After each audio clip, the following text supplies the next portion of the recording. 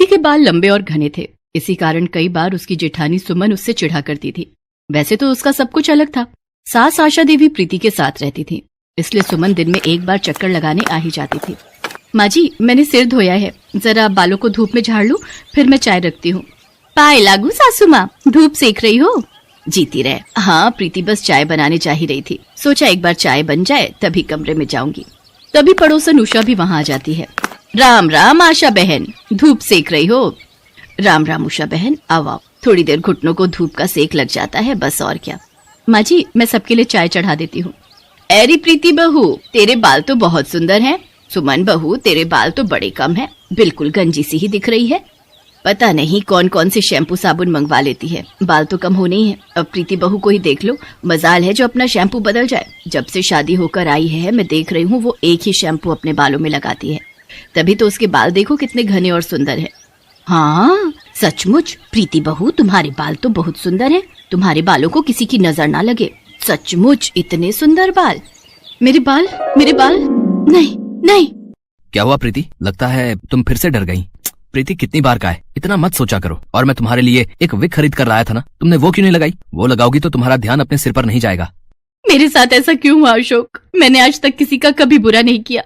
मेरे इतने सुंदर बाल कहाँ चले गए? मुझे सब गंजी बोलते हैं, मैं बाजार में नहीं निकल सकती, मैं गंजी हो गई हूँ। पता नहीं नास पिटे शैम्पू में क्या मिलावट थी। मेरी फूल सी बहू का मुस्कुराता चेहरा कितना खराब हो गया है। गंजी होकर कैसी हो गई मेरी बच्ची। आशा देवी जिस शैम्पू की बात कर रही थी वो शैम्पू वही था जो प्रीति रोजाना लगाती थी। पर ना जाने उस दिन उस शैम्पू में ऐसा क्या मिला था कि प्रीति ने जैसे ही वो शैम्पू लगाया उसके सारे बाल उतरने लगे और वो गंजी हो गई।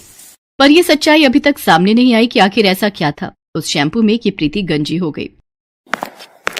बताओ, इतने सुंदर बाल थे बहुरानी के, अब देखो कैसी लग रही है गंजी होकर। किसी ने पता नहीं लगाया कि ऐसा इसके साथ क्यों हुआ है। अरे बहुत छानबीन कर ली है, पर अब कहाँ तक किसी से पूछें। जो होना था वो हो गया, जैसी भगवान की मर्जी। बाकी इलाज तो कर ही रही है, देखो क्या होता है। बराबर में बैठी सुमन मन ही मन मुस्कुरा रही थी, क्योंकि असली गुनहगार तो वही थी। चाहे जितनी मर्जी कोशिश कर लो, प्रीति के बाल अब वापस नहीं आएंगे। मैंने उस दिन ऐसी दवाई मिलाई थी शैम्पू में जिसका कोई इलाज नहीं है। जय हो चुटिया वाले बाबा की। चुटिया वाले बाबा, आपका मैंने बहुत नाम सुना है। मुझे कोई ऐसी दवाई दे दो जिससे व्यक्ति पूरा गंजा हो जाए और जीवन भर उसके बाल ना आए। कोई भी इलाज उस दवाई पर काम न करे, मैं आपको मुंह मांगी रकम दूंगी। ये दवाई ऐसी है जिसका कोई तोड़ नहीं। ये दवाई ले जाकर अपनी देवरानी के शैम्पू में मिला देना। इसे लगाते ही उसके सारे बाल गिर जाएंगे और वो गंजी हो जाएगी। जय हो चुटिया वाले बाबा की, उन्होंने सचमुच कमाल कर दिया। गंजी बहू को देख देख कर सासू माँ भी कैसी पागल सी हो रही है। लड़ी आई थी, मेरी बहू के बाल बड़े सुंदर है, अब क्या कर दिखाए। गंजी होने के कारण प्रीति बहुत दुखी रहने लगी थी।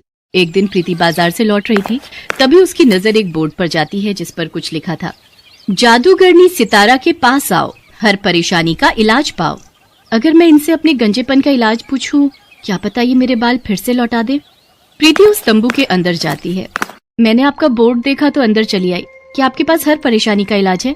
बिल्कुल, तो मुझे अपनी परेशानी कहो, मैं मिनटों में सुलझा दूंगी। प्रीति जादूगरनी सितारा को अपनी परेशानी बताती है।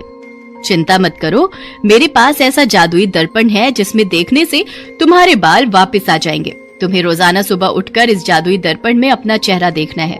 उसके बाद से रोजाना इस जादुई दर्पण में चेहरा देखने से तुम्हारे सिर पर बाल बने रहेंगे। लेकिन जिस दिन भी तुमने सुबह अपना चेहरा इस दर्पण में नहीं देखा, उस दिन तुम फिर से गंजी हो जाओगी। इस बात का तुम्हें ध्यान रखना है। और हाँ, एक बात का ध्यान रहे, अगर तुम्हारे सिवा किसी और ने इस जादुई दर्पण में देख लिया तो वो व्यक्ति हमेशा के लिए गंजा हो जाएगा।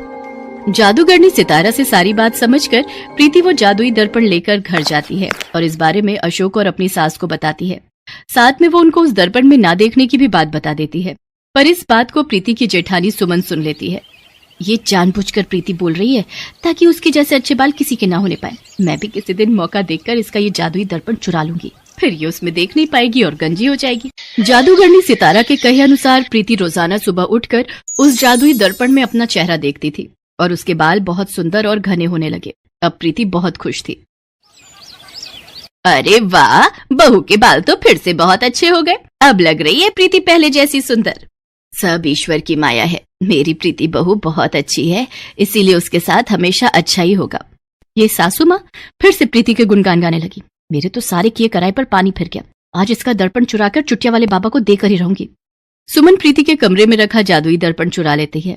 प्रीति को अपना जादुई दर्पण नहीं मिलता और उस दिन वो सुबह उसे देख नहीं पाती। इस कारण वो फिर से गंजी हो जाती है और रोने लगती है।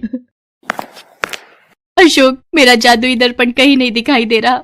मैंने पूरे घर में ढूंढ लिया, माँ जी के पास भी नहीं है, उन्होंने भी नहीं देखा। अब मैं क्या करूंगी? कहीं कोई चुराकर तो नहीं ले गया? अरे चिंता मत करो, मैं ढूंढता हूँ, इधर उधर कहीं रख दिया होगा। उधर सुमन जादुई दर्पण लेकर चुटिया वाले बाबा के पास जाती है और उन्हें सारी बात बताती है। ऐसा कभी नहीं हो सकता। मेरी दी हुई दवाई का प्रभाव कभी हट नहीं सकता। दिखाओ मुझे ये जादुई दर्पण। चुटिया वाला बाबा जैसे ही जादुई दर्पण में देखता है वो गंजा हो जाता है और चिल्ला पड़ता है। अरे मेरी चुटिया कहाँ गई? मेरी बरसों की कमाई हुई मेहनत से चुटिया गायब हो गई। ये तू कैसा दर्पण ले आई है? कैसी बातें कर रहे हो चुटिया वाले बाबा, दिखाओ तो जरा। सुमन भी उस जादुई दर्पण में देख लेती है और वो भी गंजी हो जाती है। अब चुटिया वाले बाबा और सुमन दोनों गंजे थे। दोनों दौड़ते हुए प्रीति के पास जाते हैं। प्रीति, मुझे माफ कर दो, मुझसे भूल हो गई। मैंने तुम्हारा दर्पण चुरा लिया था। मैंने तुम्हारी बातों पर विश्वास नहीं किया। मैंने और चुटिया वाले बाबा दोनों ने इस दर्पण में देख लिया और हम दोनों गंजे हो गए। बेटी, मुझसे गलती हो गई। मैं इसकी बातों में आ गया। इसने ही मुझे कहा कि मैं ऐसी दवाई दूं जिससे तुम गंजी हो जाओ। मेरी चुटिया वापस दिलवा दो। वो मेरी बरसों की मेहनत से कमाई हुई इज्जत है। इसी चुटिया की वजह से तो मैं चुटिया वाले बाबा के नाम से प्रसिद्ध हुआ हूँ। अगर वो चुटिया ही नहीं रहेगी तो लोग मेरे पास नहीं आएंगे। अब तो जादूगरनी सितारा ही कुछ कर सकती हैं। हम सबको उनके पास जाना होगा। प्रीति जादूगरनी सितारा को अपनी परेशानी बताती है। मैं तुम दोनों को बिल्कुल माफ नहीं कर सकती। तुमने एक निर्दोष इंसान के साथ गलत किया है, इसकी यही सजा है। तुम दोनों हमेशा के लिए गंजे रहोगे।